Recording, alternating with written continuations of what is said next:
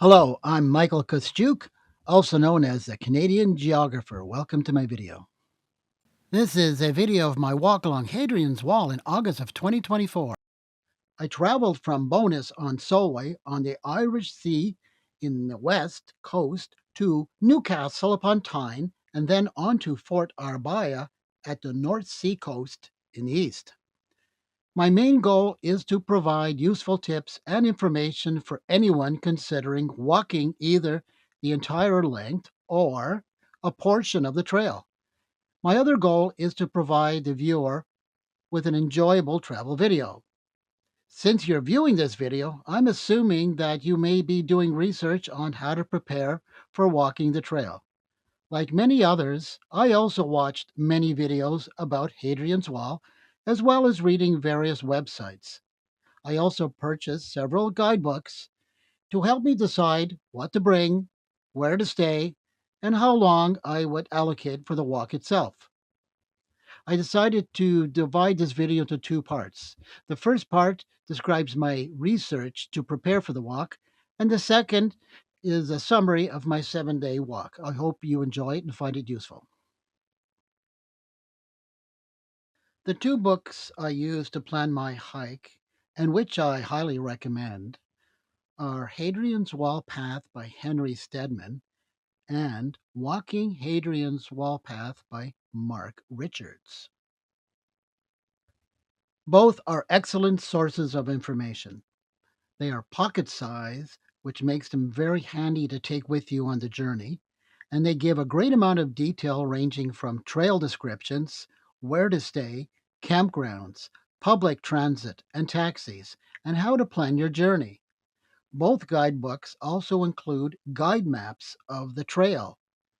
Henry Stedman has created very detailed black and white maps that provide extreme detail for all sections of the trail.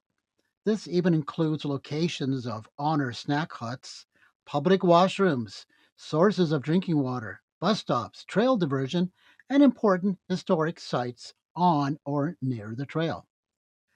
Here is an example of his maps where you can see where a public washroom is located, as well as information on how to properly walk along a certain portion of the trail. Mark Richards' book also includes a separate map booklet that contains sections of very high quality color 1 to 25,000 Ordnance survey maps of the trail. The maps in both guidebooks can be used for an east to west or a west to east journey. Here is a sample of his Ordnance Maps booklet. The books also provide a good place to mark your journey at the many stamping stations that are located at key sites along the wall from beginning to end, as shown below. Hadrian's Wall passports are also available at places like Sedudunum, the Sale, Housesteads, and Bowness on Solway, making for a fun, rewarding challenge along this historic Roman frontier. And you can see the inside of my Henry Stedman's book where the various sites are stamped for commemoration. What to bring, what to wear. There's so many things to consider on a hike like this, but I would suggest bringing sunscreen and foot powder. Of course, proper footwear. I used LL Bean hiking boots with thick wool socks. I bought a rain poncho that was a bright orange so I could be more visible along and crossing roads. Water bottles, a 35-liter backpack to limit load, and a SIM card for my iPhone. For example, here I am posing in front of the Whittle Dene Reservoir wearing my orange poncho. As you can see, it makes me very visible. How much time do you want to take for your walk? Do you want to do it really fast as a challenge, or do you want to take your time and look at the sights? Do you want to take breaks along the way? Are you going by yourself? Are you going with a friend? Or are you going to go with a group? All these things need to be considered before you plan your walk.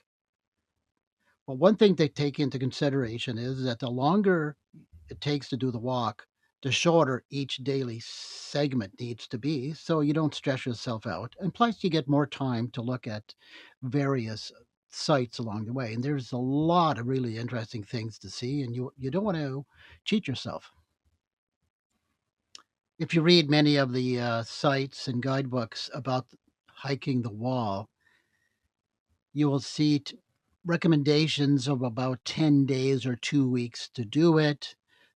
Some people say you can do it in 6 or 7 days. Other people rush through and do it in like 4 days or 5 days. In my case, I originally planned to do it in 10 days, but my schedule didn't allow it, so I had to cut it back to 8. But in future, if I ever were to do it again, I would recommend 10 days because I would have liked to have seen more of the interesting sites in the middle of the hike. Back in Canada, I did some 5 and 10 mile hikes to see how long it would take so that I could get a better idea how long I should allocate for each section of the Hadrian's Wall Trail. Once I was satisfied with my walking speed, I then added a small backpack with several water bottles. And I was glad I did that because that trained me to walk with a backpack. So when I did walk on Hadrian's Wall, I was ready for it. Based on various walking trips, I found that my average speed was just over 3 miles per hour. And then I figured to be conservative on the High Hadrian's Wall Trail that I would knock my estimation down to 2 miles per hour.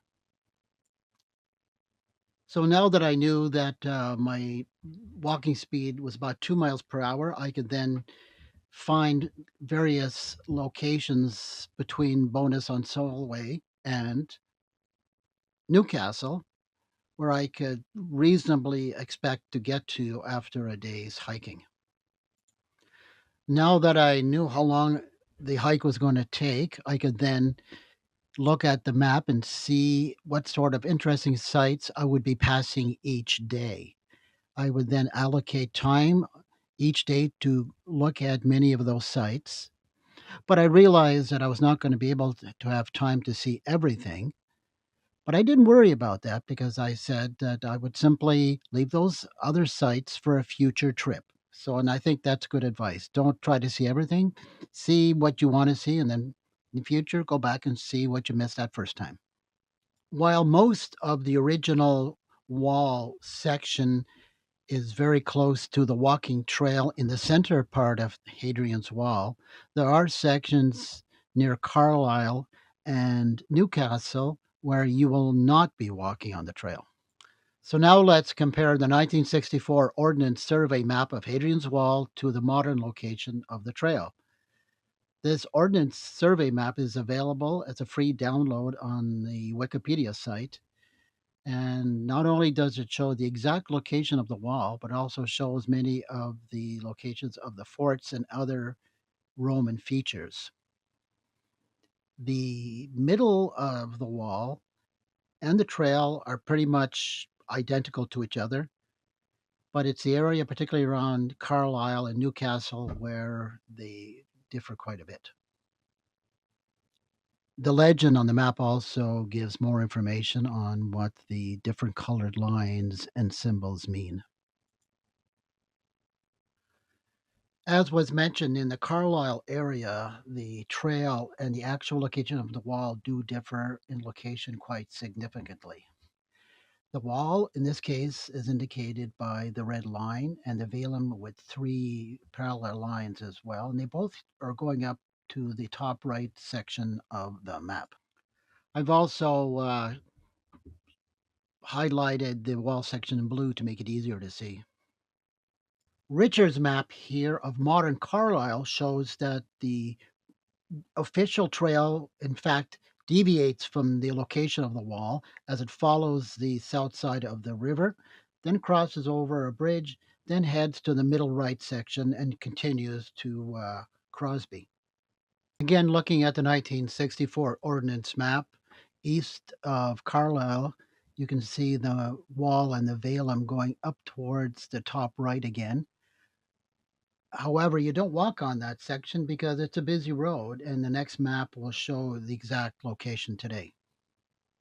However, the official modern trail again follows the River Eden much more closely until you get to Crosby, where it crosses over the B6264 highway.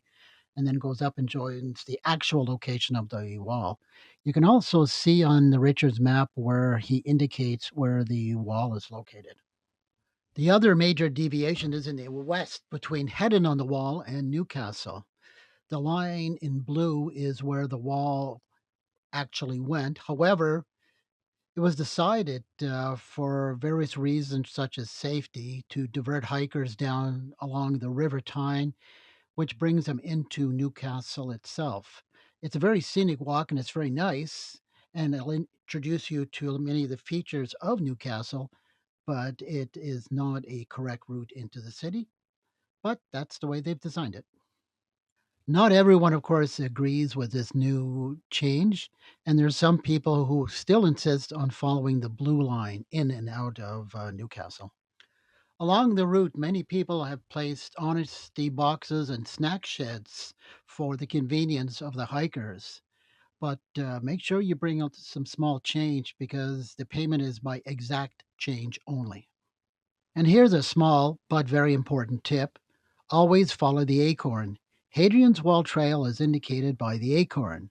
However, there's a trail that goes parallel to that called the Hadrian Cycleway 72. On some sections, particularly roadways, you will be walking on the same track, and you don't want to suddenly turn off the trail and follow Cycle Route 72. I've seen people do that in Crosby, right? And I've indicated this on the map. So beware of that. Stick to the acorn. Historically, the correct direction is to walk from the east to the west, since that is how the wall was constructed. But I've read many sites and they suggest that you go from west to east because they find that terminating in Newcastle, Acidudunum, is a better finish than finishing at Bowness on Solway. And another factor is that the winds most often blow from west to east.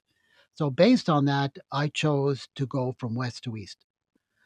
If backpacking, don't overpack. That is one of the big complaints I heard along the trail was that people felt that they brought too much with them.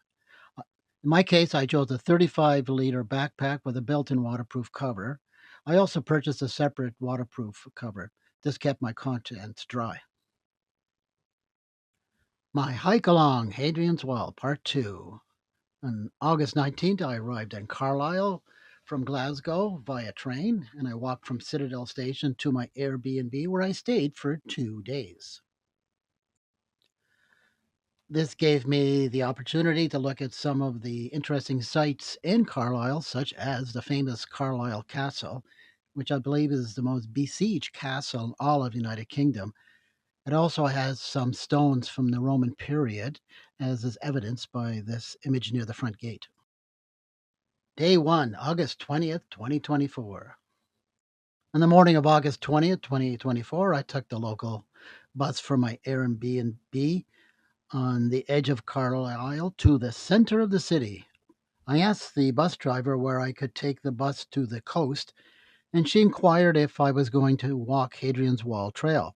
I said I was going to start my trail that day, and she responded by saying, "You know, you can take a stagecoach bus that goes closely along the wall from Carlisle to Newcastle, and the fare is only £2." She said that many people will use the 685 bus service to do a specific section of the wall for day trips. As well, from either Carlisle or Newcastle, a special AD 122 Hadrian's Wall bus brings people to various points along the wall during the tourist season. However, appealing that $2 fare was to go from coast to coast, my goal was to walk the trail. At 9:30 a.m., I boarded the 93A stagecoach bus, paid my £2 fare, and the bus took about 50 minutes to get to the village at Bowness on Solway for the start of my Hadrian's Wall hike. I did a quick look about the village, and I also made a brief visit to the small but very interesting Roman museum. In Roman times, the name of the fort at this location was called Maya. It was the second largest of the wall forts and covered 2 hectares. Here is the map of the town, and it shows you where to go to the pathway which leads down to the start of the trail. August 20th, I'm about to start the Hadrian's Wall trail walk from Bowness on Solway to Newcastle, and here is the starting point. This is both the start and the end, of course. If you're starting at this location, this is the start. However, if you're starting in Newcastle, this is the end. Wall send is 84 miles. Good luck. Go with you. And you then have the Latin here of Maya, because this was the fort of Maya. The place is called the Banks.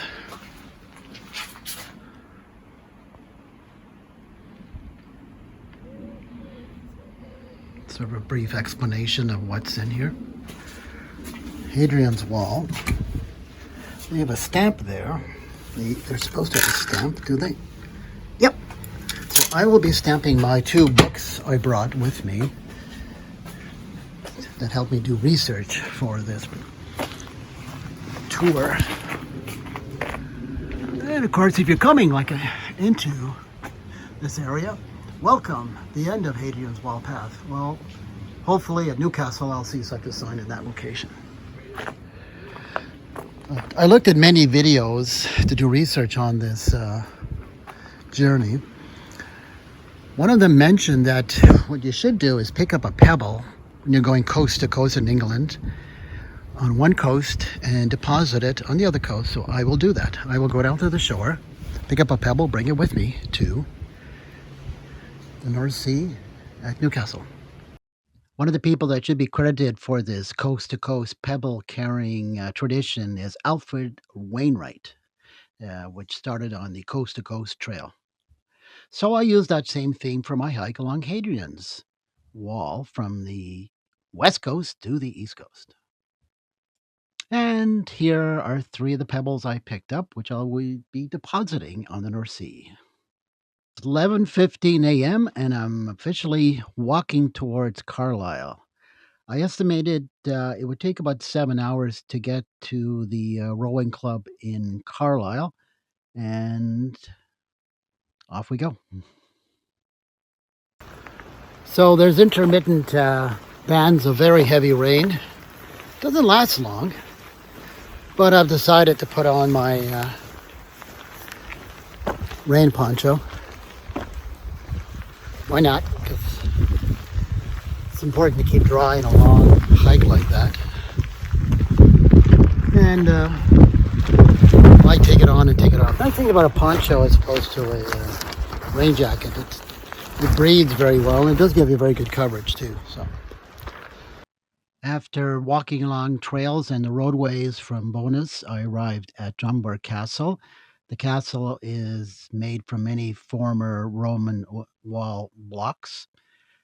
There's also been some recent archaeological discoveries in the area where they've uncovered some foundations of Roman walls, which is very good. The hills in the area that I was walking on for a while, I thought were Valums, but in fact they are remains of the former Carlisle Railway. There are lots of farm animals that seem to be freely wandering around. And they don't pose any hazard, of course, but just letting you know that that's what the situation is. Here we have some hikers heading in towards Bowness, and on the other direction, we have bicyclists heading away from Bowness. This is Cycle Route 72. It's also the Hadrian's Walk hiking trail. And the hiking trail is indicated by the acorn. The cycle route is indicated by the Roman centurion helmet. So be sure when you're following the correct icon, whether biking or hiking. Now I entered Berg by Sands.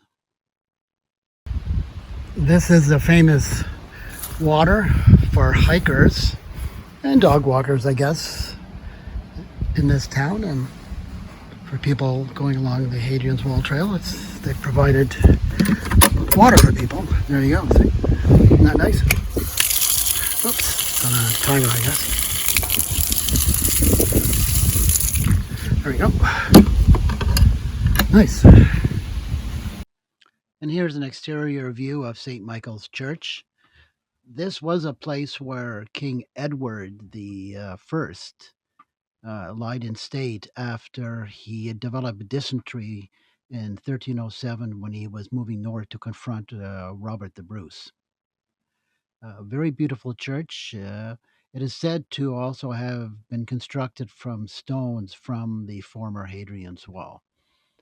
And here, of course, is a monument to Edward the First in Berg by Sands. Leaving the village, now we're going through farm fields again, and you're going to be sharing the fields with farm animals, most likely.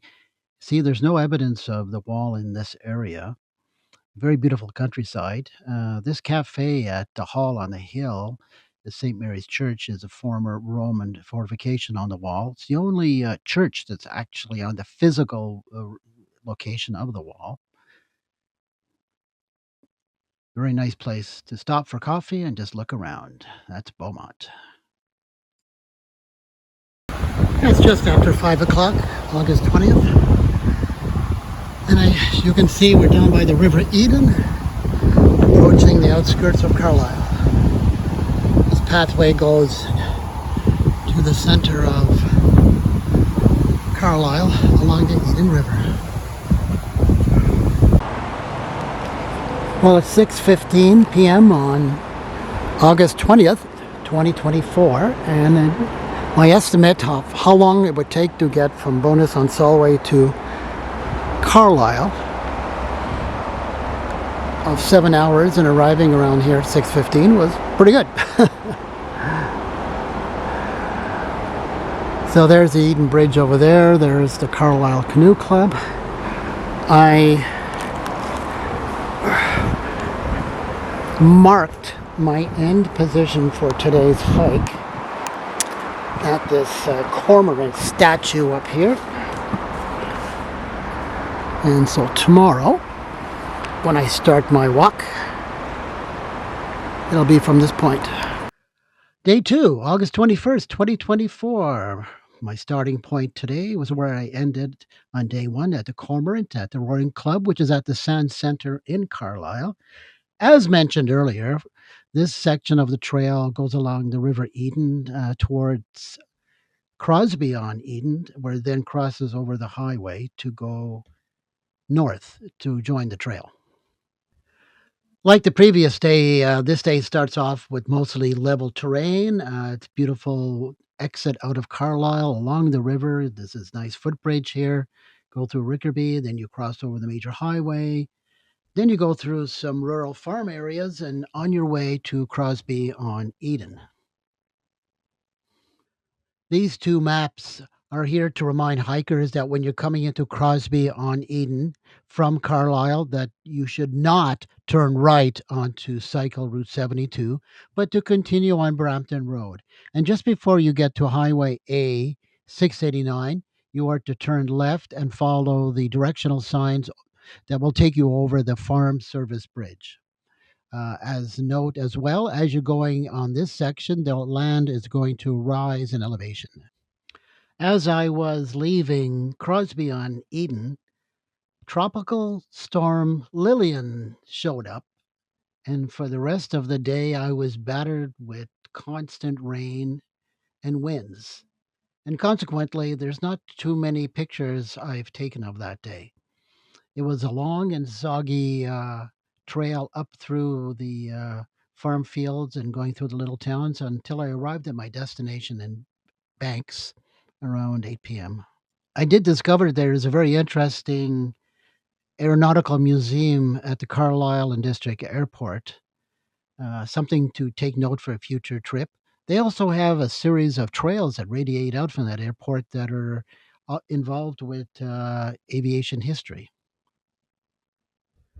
As I slogged my way through the countryside in the wind and rain, I thought I might take a side trip to Lanarkos Priory.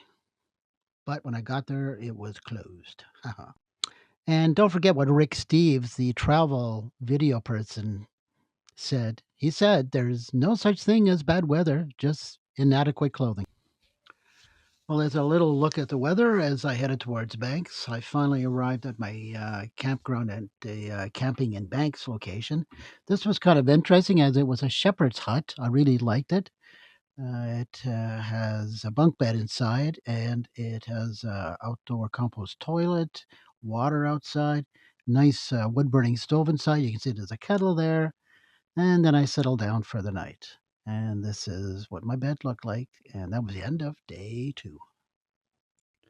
Day three, August 22nd, after a very rainy night, which delayed the start of my departure today, I headed east along Hadrian's Wall. A little history of the trail in this area. Along the wall, the Romans built a supply and logistical road known as the Military Way. It was built in AD 160 and it was located close to the defensive earthwork of the Velum, a ditch like embankment for defense. Much of today's hiking trail along Hadrian's Wall uses the same military way. The military way is not to be confused with a post Roman road known today as the Military Road, built by General Wade to counter attacks by Bonnie Prince Charlie in 1745. This road allowed for the swift movement of Wade's troops from one side of northern England to the other, and in doing so, it performed a similar use as the nearby military way accomplished some 1700 years earlier by the Romans. Today, the modern road B6318 follows the military road, and it still bears that name in many places. Much of the material for this road came from the nearby Hadrian's Wall, and this is one reason why much of the wall today is either absent or greatly reduced in size. Here is B6318 just east of Banks. Here we have a gate which leads us to Hadrian's Wall Trail.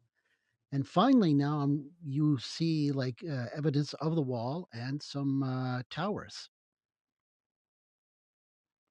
The countryside here too is quite beautiful. For example, here's the rolling countryside down below.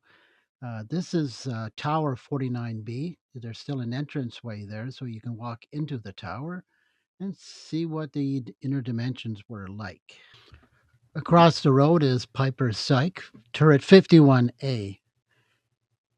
You can see the dimensions of the wall, how thick it was. Right now, of course, it's just down to the base foundations, but like 49B, you can walk inside the tower.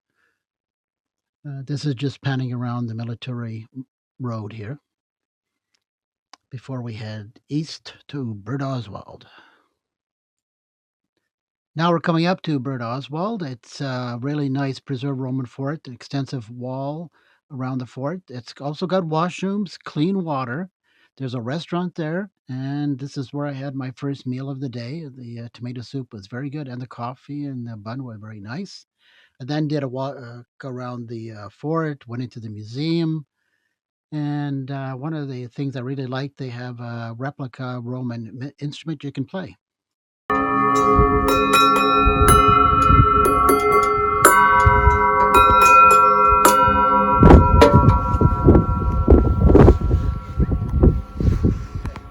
Leaving Bird Oswald, heading east, and this is me walking along there. You see now the clouds are starting to break up. That's good. I'm just showing you my duffel bag. I used a duffel bag to carry my 35-liter backpack when I was flying from Canada.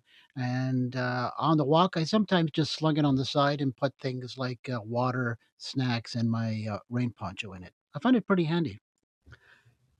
Going east of Port Oswald, you cross the Irthing River and you see an excellent example of a Roman bridge. This is isolated as the River Irthing changed its path. So you have a good opportunity to look at the beautiful structure. There's a very nice wall leading up towards that hill as well. And even though that guy is walking there, you're not supposed to walk on that wall. Here's just an example of a B&B that's located right on the wall. That's got to be convenient. In Gillsland, there's the wonderful House of Meg, a great place to stop for coffee and snacks. This was once the Mum's Ha. It was referred to in Sir Walter Scott's novel, Guy Mannering. So that's a little bit of history there. I found that quite interesting. And that was in Mark Richards' book, that reference. Continuing east out of Gilsland, you'll see signs for Thirlwall Castle and the Pennine Trail. Thirlwall Castle crossing. Okay, if it says green, you can cross. It's green, I am crossing.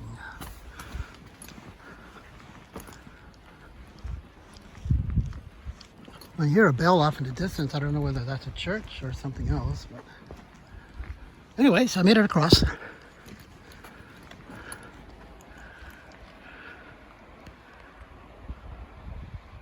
You then pass very close to Thirlwall Castle. You can visit if you like. You go across a little stream and you continue east towards the Pennines. And here's another example of a very convenient place located right on the trail. You then go uphill and then continue to Walltown, where there's a visitor center, where there's washrooms. You can get something to eat. Very close by is Carvaran Magna, a former Roman fort, and it's the Roman Army Museum. And it also has 2 rooms as well. When you're starting up the Pennines at Walltown, there are some very impressive Roman wall ruins. But after a while, they sort of like fade out, and then you're just into rolling hills, and which are basically farmlands that you're walking through. And of course, you'll have to cooperate with the animals, such as this bull here. Around 8 p.m., I stopped my hike at Turret 41A, then walked to the Hadrian's Wall campsite where I had pre booked a bunkhouse. It was quite good. The campground is, I would say, is excellent. They have washers, dryers, showers. The bunkhouse was very clean and much better than I thought it would be. And I was lucky enough to be the only person there. Afterwards, when I was taking a shower, I was talking to a bunch of people in there, and they turned out to be archaeologists who had just come in from doing a very long day of archaeology at the Roman Army Museum just down the trail. Great way to end it. Perfect day. Day 4, August 23rd, 2024, Hadrian's Wall campsite to Ordnance via Vindolanda. But before I did my hike today, I made a separate morning visit to Vindolanda Roman Fort. This fort predates Hadrian's Wall, and it's not actually a part of the official Hadrian's Wall trail. It is, though, a very important Roman archaeological site in terms of the building foundations and the road foundations, but also because it contains about 1,600 Roman tablets, which describes a great deal of information about Roman life 1,600 years ago. This is an example of a Vindolanda tablet that is now located at the British Museum. That Latin text translates to something like the Britons are unprotected by armor. There are very many cavalry. The cavalry do not use swords, nor do the wretched Britons mount in order to throw javelins. And that was a commentary about the Britons by a Roman.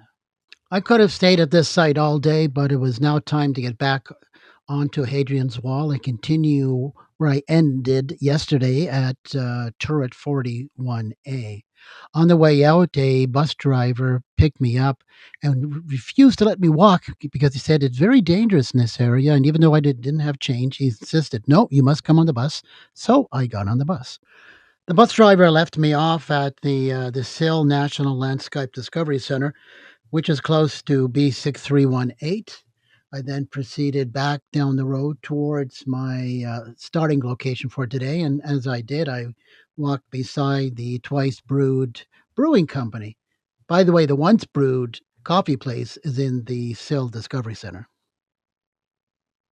So this trip to Vindolanda has pushed back my start today to 1 p.m. Yep, it is going to be a long day, and it was. So continuing day 4 of the west to east Hadrian's Wall hike. So I've just returned from Vindolanda. That was a big detour off the wall trail. This section of the Pennines resembles an unending series of roller coaster-like hills where you walk up one steep side and descend down the next hill just to go back up another hill. And this seems to go on all afternoon. Many people have commented that they find this section to be the most strenuous, if not the most tedious, section of the trail. The Windshield Crags is the highest point on the Pennines and Hadrian's Wall.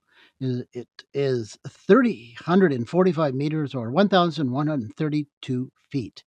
Supposedly, you can see the Irish Sea in one direction and the North Sea in the other direction. But on this particular day, I was not able to see that. And this is me pointing to the Triggy Monument, which signifies the very top of the Pennine Mountains and the highest point on Hadrian's Wall. The next significant place is the Sycamore Gap. As you continue to go up and down these steep sections of the Pennines, you pass many Roman ruins. And as this video shows here, the gully where the Sycamore Gap is between two of these hills. Unfortunately, the sycamore tree was cut down by vandals the year before. That sycamore tree was seen in movies such as Robin Hood, Prince of Thieves. So it was really a scandalous event and it got a lot of media attention. It was a 16-year-old boy and I think it was a 65-year-old man who were involved. They used a chainsaw to cut it down. Nobody really knew why they did it, but they were caught and convicted. A lot of people still come to this place to see it because they still remember it from the movies. The tree is starting to grow again. There are saplings that are growing around the stump, which is actually quite good. So here you can see the stump, and they're actually growing some saplings from it.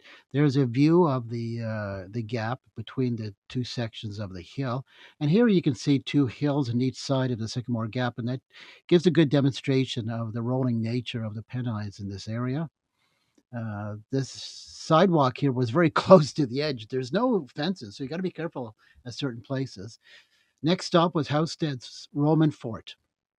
I got there late. I only stayed for a short while. I had my meal, I filled up my water bottles, and then I continued on to the east. Continuing east from Housestead, you go up another hill and then it levels off. You'll see a few more Roman wall sections and towers. And then suddenly the Pennines appear to vanish. And it's a nice level walking area. What a nice change from all those up and down hills. So you walk through this forest and you go along through farmers' fields beside the military road. I got off the trail and started walking along the military road because I wanted to get to my accommodation in Warden, which was quite a distance away, and I wanted to get there before it was dark. A passing motorist saw me walking and he insisted that he drive me to Warden. The reason being is that it's very dangerous for people to walk along that road. So that was the second time that day that I was given a ride, either by a bus or a person in a private car. So when they say you should be walking on the trail and not on the road, that's what they mean. So, and that was the end of today's journey. Day 5, Warden to Portgate. I left Warden to go back to my previous location where I was picked up the night before so that I could continue my Hadrian's Wall trail. By the way, the reason why I stayed at the coach house, which was so far off the trail, was because I couldn't find anything closer to the trail. I did try to get the reservation at the Green Carts campground, but by the time I'd made a connection with them, the place was full. So that's why I went for the coach house. So I took a bus, paid £2, and got off at a parking lot near the Temple of Mithras. And I was delighted to see the Corbridge Coffee Company had a coffee van there. So before I looked at the Temple of Mithras, I had coffee and pastry, and it was a very nice and unexpected pleasure. So thank you, Corbridge Coffee Company. I then did a short walk over to the Temple of Mithras. It is located at the Broccolitia Roman fort. The temple altars you see there are actually replicas of the original ones, which I believe now are in a museum in Newcastle. So from here, I then walked east towards Chester's on a nice level surface. Well, quite a nice change from the Pennines. When I reached Chester's Roman fort, I went in for about an hour. I had a light lunch. I visited the store. Then I went into the museum to look at their excellent collection of Roman artifacts. Chester's, like many Roman forts on Hadrian's Wall, were manned by Roman cavalry units. The buildings were a combination of barracks and stables so that the soldiers could be very close to their horses. The site is also very important when it comes to a nice example of a Roman bath. It's one of the best examples in Europe of a Roman bath. On the other side of the North Tyne River, you can see the remains of where the original Roman bridge had crossed over. When you cross over the regular bridge and you walk towards plane trees, you go by a very important site. This is where the wall had changed in width from about 10 feet to 7.5 feet. And that was done to increase the speed of construction. Eventually, I arrived at the Errington Coffee House, which was my accommodation for that night. It is conveniently located right on the Hadrian's Wall Trail at Portgate. Since I also arrived after operating hours and it is a remote location, the person running the establishment offered to prepare a plate for me at cost. And that turned out to be a very good suggestion. And this communication was typical of every single place I stayed at on my Hadrian's Wall Trail. So it's very good to have a cell phone with you. The port gate on Hadrian's Wall was a key fortified gateway designed to control the traffic where the Roman Road and Deer Street, now A68, crossed the barrier. While it is a gate in the wall, the name is also thought to stem from a later medieval term describing the carriage or port of goods on that road. It was a crucial part of Roman strategy to monitor people, trade, and troops moving through the wall, functioning in conjunction with the adjacent fort of Halton Chesters. And if you look at the map, you'll see that about 3 miles south of Portgate is the town of Corbridge, and beside the town of Corbridge is the Corbridge Roman town. So you can walk along the main streets of this Roman garrison town, flanked by the remains of granaries, a fountain house, markets, workshops, and temples. So while this would take you off the trail, it is an interesting chance to see more Roman history if you decide you want to put in the extra time. As well, Corbridge does give you more choices of accommodation and other places to eat and buy food to continue your journey. And Portgate has regular rail service, so that gives you an opportunity if you want to just do a section of the wall to either enter or exit the Hadrian's Wall from the Corbridge railway station. Day 6, Portgate to Newburn via Heddon on the Wall.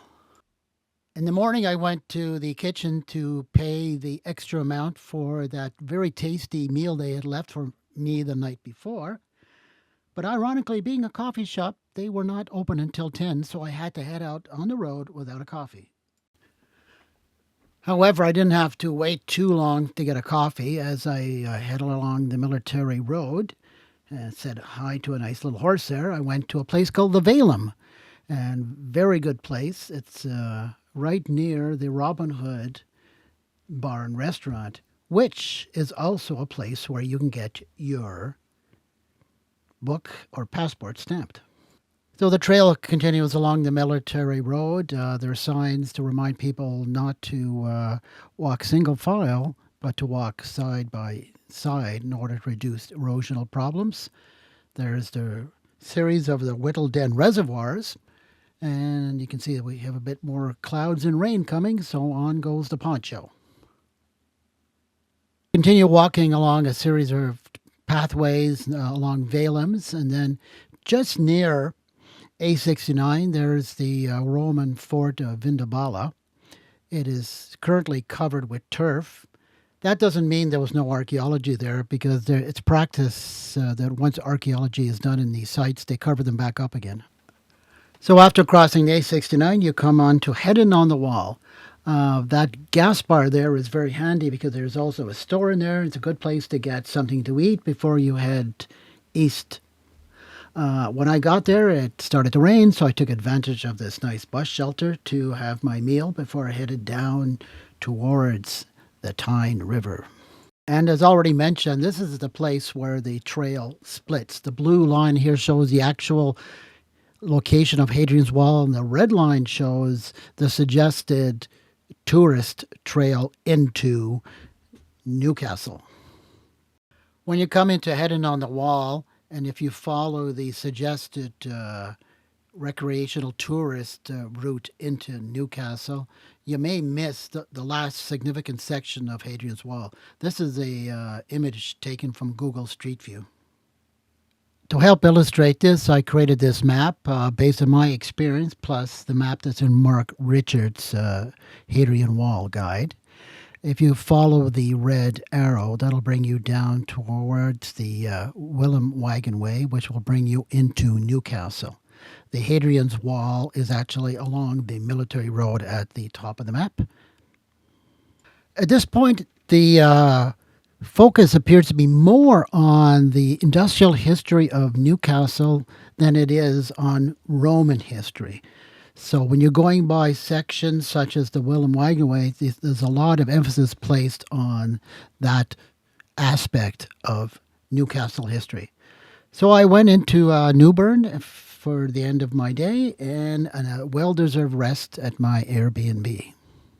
Okay, this is it, the final day, day 7, Newburn to Wallsend, Segedunum, and the North Sea, Arbea Roman Fort.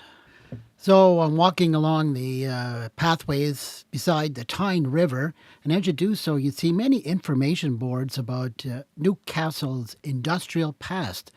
This series of signs was mentioning the shipbuilding, and in particular the building of the Japanese Imperial Fleet in 1905. And as you come into Newcastle, you go under many of these magnificent bridges, which I found quite impressive. At this point, you're getting very close to the original wall and Newcastle Castle. That site has got remains of the Roman period, so it might be worth a little diversion there on your way to Segedunum. This is Newcastle Castle. It's built on the area where there was a previous Roman fort, and there are a few bits and pieces of the Roman foundation that's visible around the castle. And back down to the River Tyne, looking at downtown Newcastle, the waterside, and one of the many impressive bridges that you see over the River Tyne. From here, you walk along the river for quite a distance, it seems, until you reach the point where it's time to leave the river and head inland toward Segedunum, which is shown on the next map. As you can see from the map, the red trail goes along the river curve, and then it hits the point where the blue line, which is the original location of Hadrian's Wall, is, and that is Segedunum and Wallsend, and that is the beginning and terminus of the Hadrian's Wall hike. So here's the pathway as you come into Segedunum. You can see there's a very large tower there. That's an observation tower, so you can look at the entire archaeological site of Segedunum. Well, here's the entranceway off the pathway. Notice, too, that Cycle Route 72 is here as well. That's the cycle route that goes across England following the approximate location of Hadrian's Wall. So then you just walk right into the grounds and into the museum, and hooray, hooray, you finish your walk. And of course, you got to take the congratulatory selfies to prove that you've actually done the walk. This is the view from the observation tower. It gives you, of course, a bird's eye view of the layout of Segedunum, and you get a good view of the River Tyne. The museum itself is high quality and contains a lot of interesting information about Hadrian's Wall and the Romans in England during their time of occupation. There's also a very good gift store, which I purchased a few items, such as a T-shirt, again, to prove that I actually did the walk. I also got my book stamped, so don't forget to do that at the end of the walk to prove that you've actually done it. There's Hadrian. And then I took the metro at Wallsend to go to North Shields. And the purpose of going to North Shields was to take the ferry across the River Tyne to South Shields so that I could continue my journey to the North Sea and to Fort Arbaya.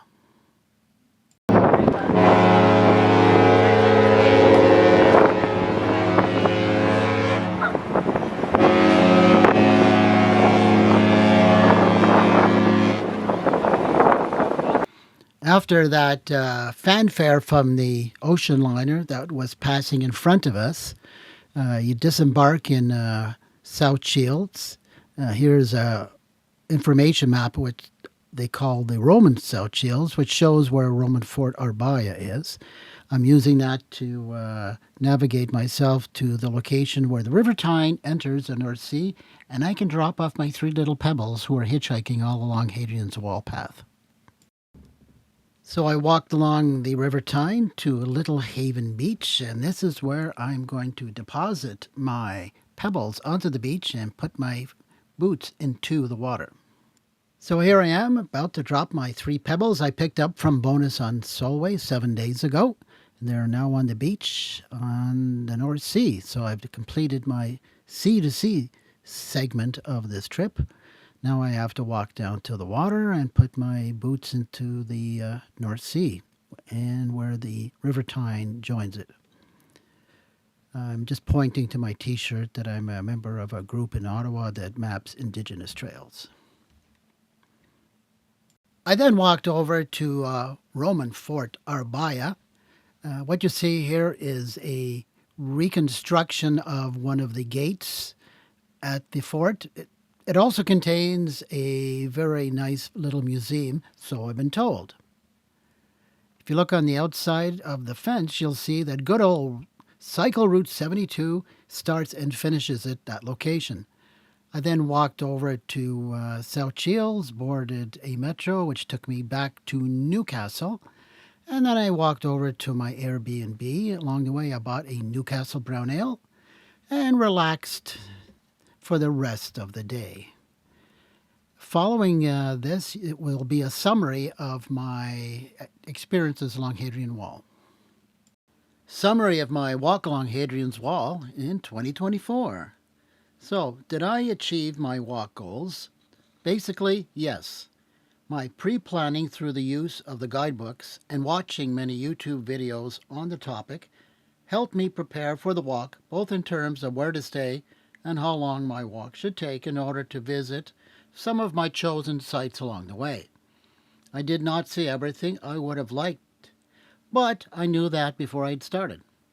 Some sections of the walk took longer than planned, such as the roller coaster Pennine Hills. And since I made so many side trips to forts and interesting sites, that made my daily journeys quite long, but enjoyable. However, as a solo traveler, that was not an issue for me. But my long days to see as much as I could might not be possible or even desirable for groups of people. Some of the sites that were directly on the trail, such as at Banks and Portgate, helped make the travel days shorter, while accommodations further away added to the length of the travel days. This should not be a surprise, though. Therefore, adding more time to the walk would create more time for side trips. For example, I would have liked to have visited the Roman town in Corbridge, but that did not fit into my schedule. Local transportation. I was pleasantly surprised how affordable and effective local and cross-country buses were. In fact, by the use of local and seasonal buses along Hadrian's Wall, a traveler could select accommodation further from the trail, such as I did at Warden. As well, walkers in the vicinity of Haltwhistle could use the train to go back to Carlisle, as it is only a 30-minute trip. This could offer the wall hiker a possible alternative if accommodation cannot be found near Hadrian's Wall Trail. I should add that if you are trail camping, there are many sites near the wall which allow for tent camping. So, for those adventurers, finding places to sleep is much less of an issue. Weather. The orange rain poncho was a wise choice, as was purchasing a waterproof cover for the backpack. Despite the heavy rains, the contents of my backpack were 100% dry. Footwear. The LL Bean hiking boots were adequate. Despite being new and broken in, I found the tread design did not always properly grip the stepping stones on the slippery, mud or muck-covered sections on the Pennines. On the other hand, the thick wool socks helped make daily walking quite comfortable. Time. As I mentioned at the beginning of the video, I allocated 7 days, but 10 days would have been better, and personally, 14 days would even be ideal, especially for the middle section where many of the interesting sites are located. Cell phone. Purchasing the SIM card in advance allowed me to use my phone to contact my host for each night's accommodation so that I was not surprised by being locked out at any location. It also allowed for the use of Google Maps along the journey. Video links for your reference. I have placed a list of videos that I used to plan my walk in the description area for your reference. And please feel free to add any comments, suggestions, or questions to this video. Thank you. This is Michael Kostyuk, the Canadian geographer.